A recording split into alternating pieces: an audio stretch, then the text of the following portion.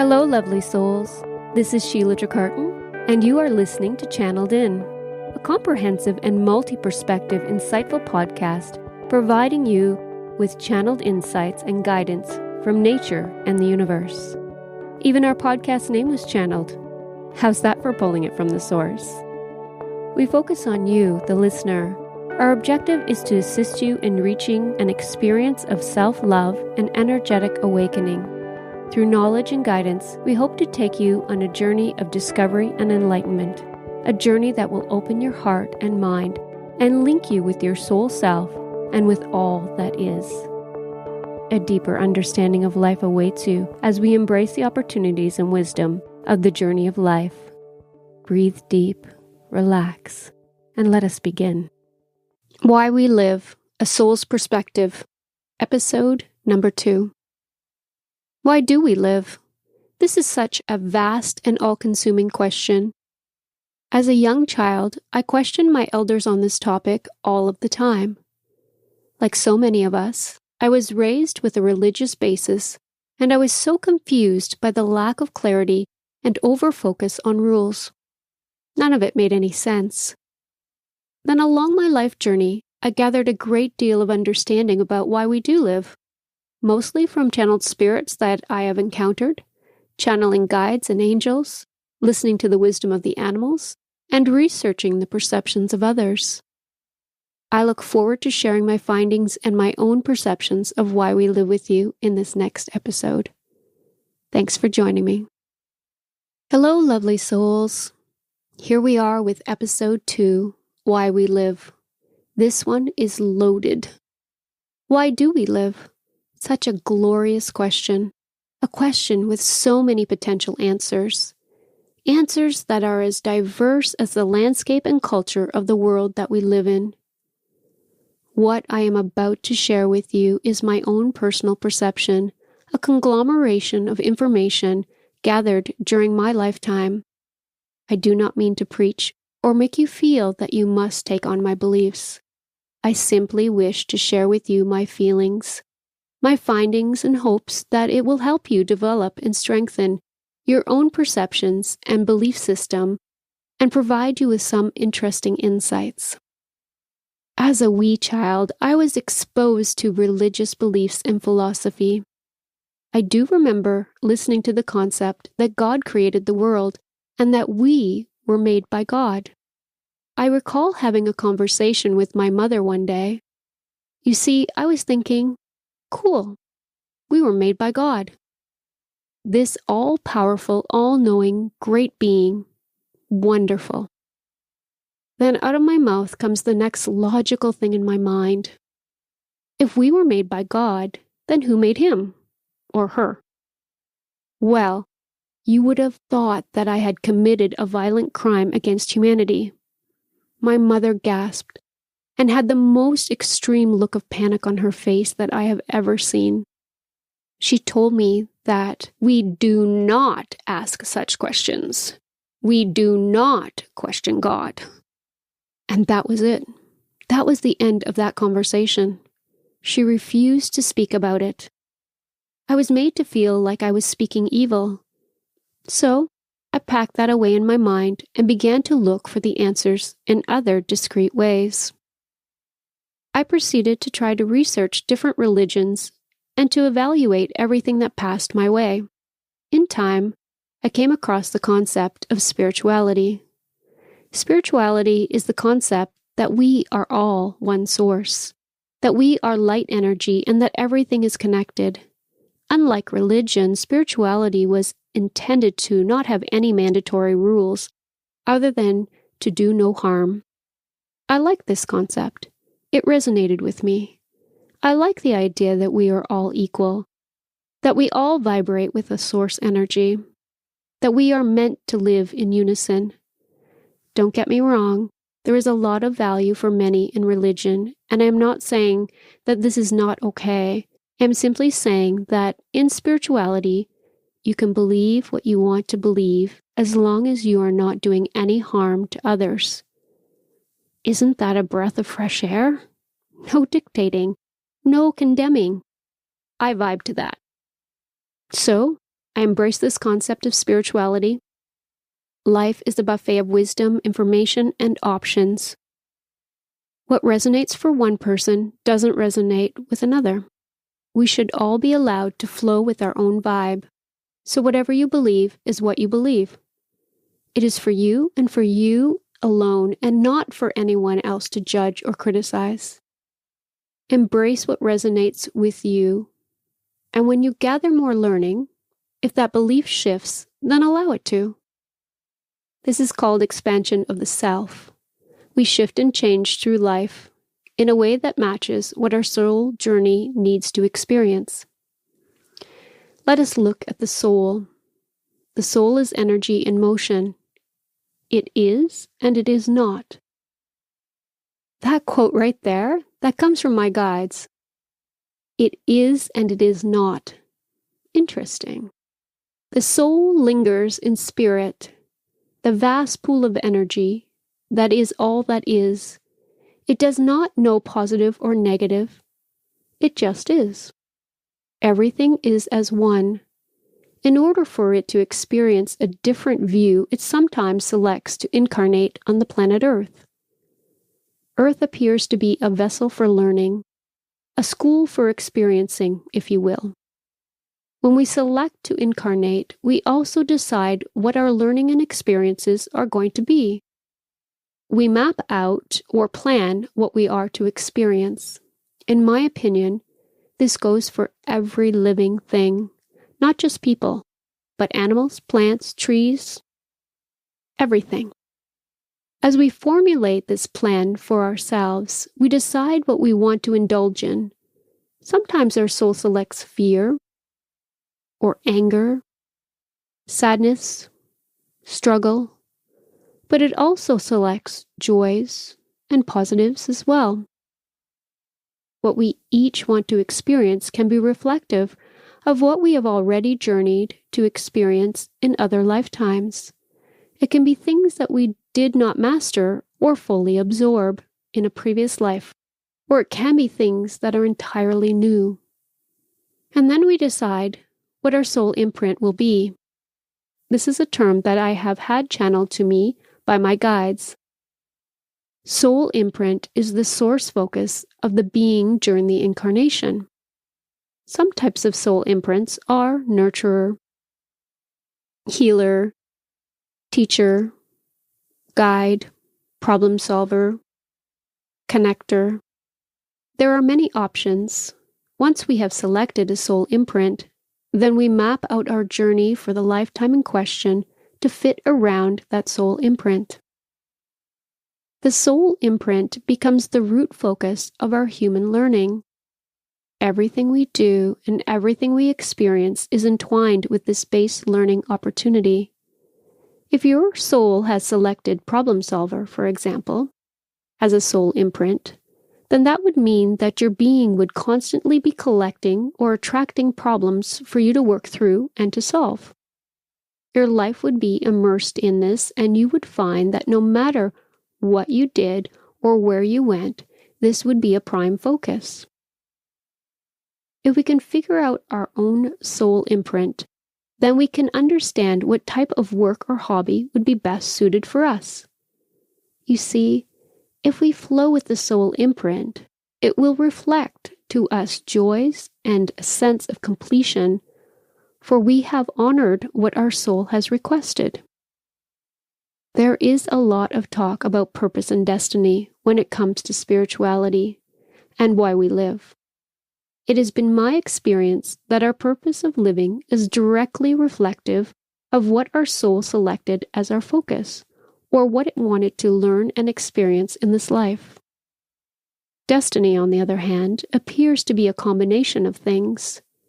Several checkpoints and accomplishments or gatherings in multitude rather than one specific event or occurrence. Some souls select a more specific and a more profound experience that can be identified easily, while others select a more complicated compilation of experiences that are less noticeable and less profound in nature. This does not make one version of life more valuable than the other. You see, in spirit, there is no positive or negative. There is simply learning and experience. The positive and negative are not defined the way that we look at them from a human perspective. The soul sees duality, polarity, and balance, and it embraces it. Once the soul has chosen to incarnate and has decided on its soul imprint and its various learning and experiences that it wishes to collect, then it is transported to this planet and infused with what we call an ego. The ego is gifted to the soul, and once this occurs, we become what is known as human. The guides of one of my clients said it beautifully years ago in this profound quote. They stated, "The ego is a gift to the soul that makes us human." Let's repeat that. The ego is a gift to the soul that makes us human. You see, without the ego, we are simply soul. We need the ego so that we can have the human experience. I hope that brings a lot of clarity to many. It is something that I refer back to often to remind myself of the purpose of the ego and how embracing the ego is so much more valuable than what we have been led to believe. What I found is that it goes even deeper than that. We as souls select who our parents are, the geographical place in which we wish to live, the people and animals we will exchange our time and energy with, and so on. Every being in our life has a purpose. Every exchange we make is for the focus of gathering, learning, and understanding for the soul. We set for ourselves checkpoints of collection and completion as markers of our journey. Within or between these markers is the option of free choice, or what we term free will. We do not care how we get to the checkpoint, we simply care that we get there. The checkpoint is then the purpose, the learning or experience the soul intended to gather. Is all of that making sense to you so far? I really hope so. Our souls even select our support team, those spiritual advisors, guides, and angels that will accompany us during this life mission. It is more of a common belief that we appoint one master spirit guide, one master angel, and one master animal spirit guide to assist us during this lifetime. These master beings stay with us from when we incarnate until we cross back into spirit. The other guides and angels and nature spirits we have on our team seem to fluctuate. They come and go depending on what life experience or learning that we have pre-selected. Specialists in their field, if you will. How long they are with us depends on the length of time it takes us to gather the learning or experience that we have selected. There is a basis of learning in all that we do. I often tell my clients to be more aware of what the lesson is in the given situation than the emotion of it. The emotion is a tool to assist us with the depth of experience. It is not meant to debilitate us. When we hold on to the emotion or absorb it too deeply rather than observe it, we are often clouded by it. For this reason, it is suggested that we keep in mind not to allow the emotions to take over. When we do, we will feel like a victim. When we observe, we hold more clarity and more understanding, and it is far less daunting. Now, much of our learning is selected to be experienced in layers. So we will experience something and learn something at one level, but it is noted that each soul has predecided to what degree or how many levels they will experience during the lifetime in that particular area. This means that loss may be a focal point for some. This loss can be found in the separation of those we love. It can occur with material property or in many other ways and depths. Some will have selected a single deep loss, while others will select a multitude of less impactful losses. The variation is up to the soul.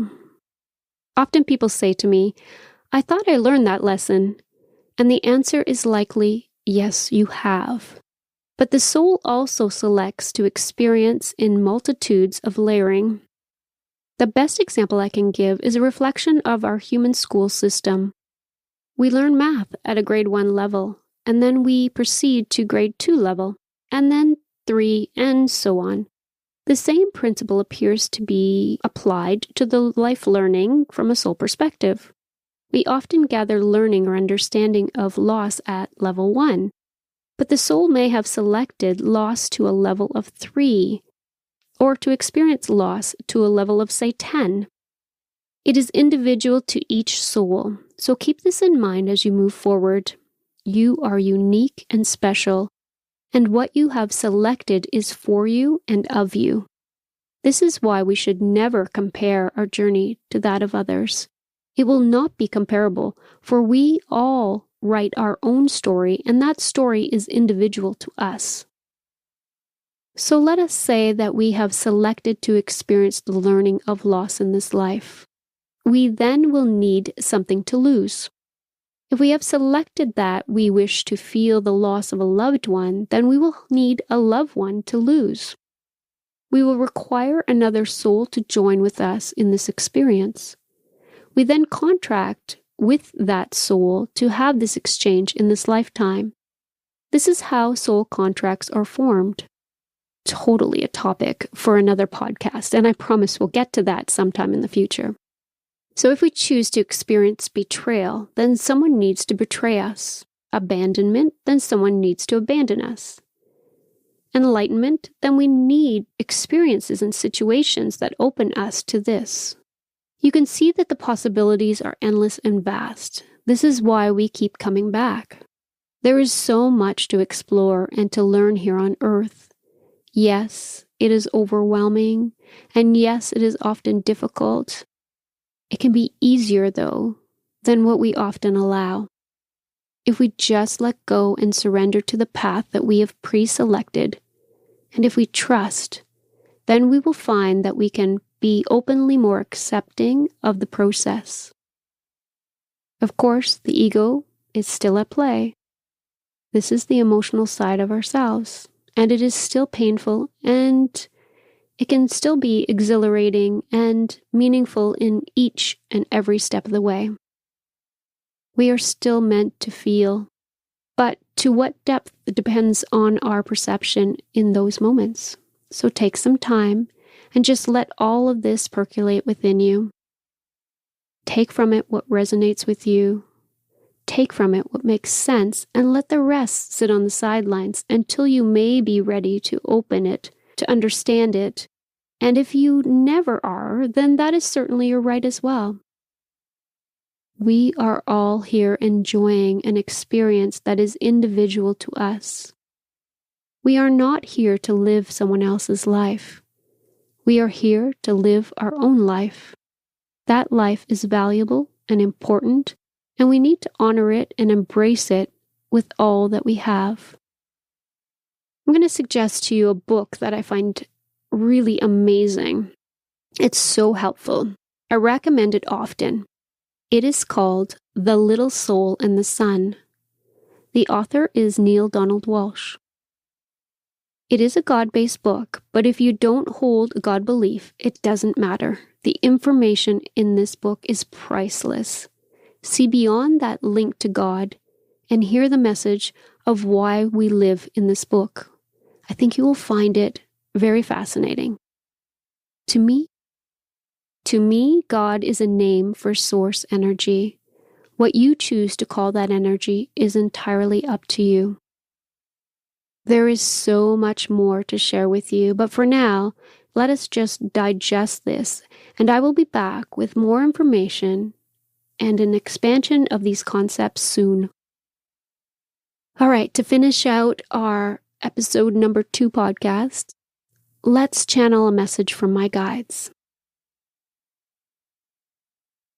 We, the guides, are here to support you, to be present with you in this journey of life.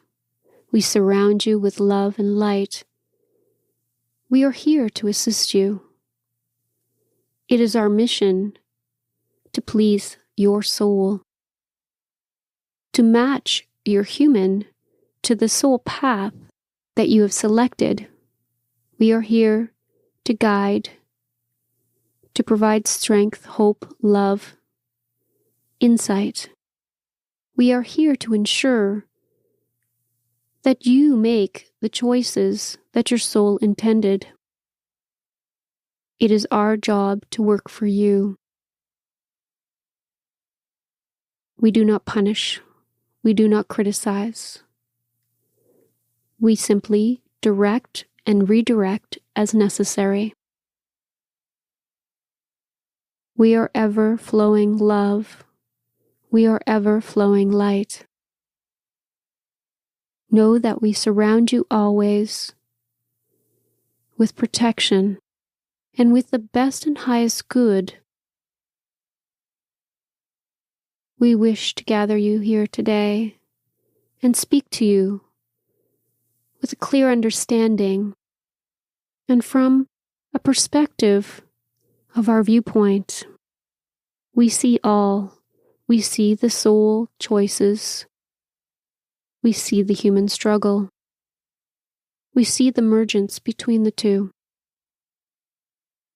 We work hard. We work diligently to bring you to the spaces of learning your soul has selected. The ego and the human, they are often difficult. It is often hard for us to move you to the places that your soul requested, but we will never give up on you. We will never surrender. We will ever be present for your being. Call on us as needed. We are in waiting for your guidance. We are able to assist you in all ways that you ask, as long as they do not conflict with the soul message, the soul path, the soul map. We will always provide when it is possible to do so. Please see yourselves as light. Know yourself as love. Feel and embrace the empowerment you hold within. Your light is always powerful, even when you see it as dim. Blessings, blessings to all. We know that you're sometimes struggling. We know that you're sometimes finding difficulty in understanding. Know that even when you cannot see us, we are ever supportive. We are ever present. We are with you, always, in and with love. Peace be.